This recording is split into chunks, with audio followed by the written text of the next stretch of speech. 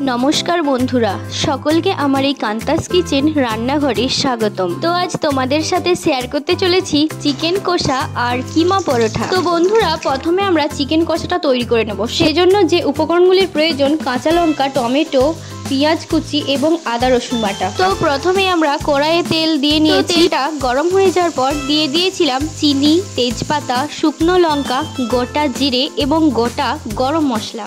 তারপর এটাকে নেড়ে দিয়ে দিয়েছিলাম পেঁয়াজ কুচি এবং পেঁয়াজ কুচিটা ভালোভাবে ভেজে নিয়ে তারপর দিয়ে দিয়েছিলাম টমেটো এবং তার উপর পরিমাণ মতো নুন ও 5টা কাঁচা লঙ্কা। তারপর বন্ধুরা মশলাটিকে ভালোভাবে নেড়ে চেড়ে ভেজে নিলাম। তারপর দিয়ে দিলাম আদা এবং রসুন বাটা। পরিমাণ মতো হলুদ দিয়ে মশলাটিকে খড়া করে ভেজে নিয়ে দিয়ে দিলাম পুরো চিকেনটা।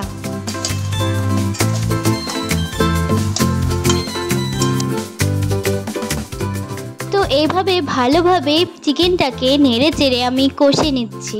আর তারপর দিয়ে দিয়েছিলাম পরিমাণ মতো জল এবং সেই জলে মাংসগুলিকে ভালোভাবে নেড়ে চেড়ে কিছুক্ষণের জন্য একটা পাত্র দিয়ে ঢাকা দিয়ে দিয়েছিলাম। তারপর তৈরি হয়ে গেছিল আমাদের সেই সুস্বাদু চিকেন কষা। তো বন্ধুরা তোমরা চাইলেও এই রেসিপিটি ফলো করতে পারো। এভাবে চিকেন কষা তৈরি করলেও চিকেনের স্বাদ অসাধারণ। তো এরপর বানাতে চলেছি কিমা পরোটা। চিকেনের সাথে কিমা পরোটা সেই লাগে খেতে। তো প্রথমে আমি কিমাটা বানিয়ে নেব। সেই জন্য মাংসটিকে মিক্সিতে মিহি করে নিতে হবে। তারপর মাংসের মতো একই মশলা দিয়ে কিমাটিকে কষে নিতে হবে। তারপর দেখতেই পেলে বন্ধুরা কিমাটা কতটা ঝরঝরে হয়ে গেছে। তারপর নেক্সট পরোটাটা বানানোর জন্য পরিমাণ মতো জল দিয়ে ময়দাটিকে থেসে নিলাম। তারপর একটি ভিজে পরিষ্কার কানি দিয়ে ময়দাটিকে ঢাকা দিয়ে রাখলাম। তারপর পুরো ময়দাটি থেকে লেচি কেটে নিয়ে এক একটা লেচিতে এভাবে পুর ভরতে লাগলাম।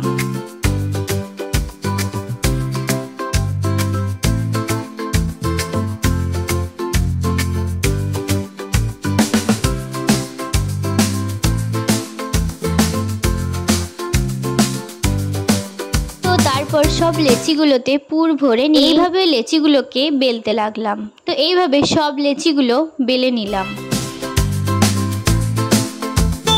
তো তারপর বন্ধুরা অল্প পরিমাণ তেল দিয়ে এক একটা পরোটাকে এইভাবে ভেজে নিলাম। তো এইভাবে আমরা সব পরোটাগুলোই ভেজে নিলাম।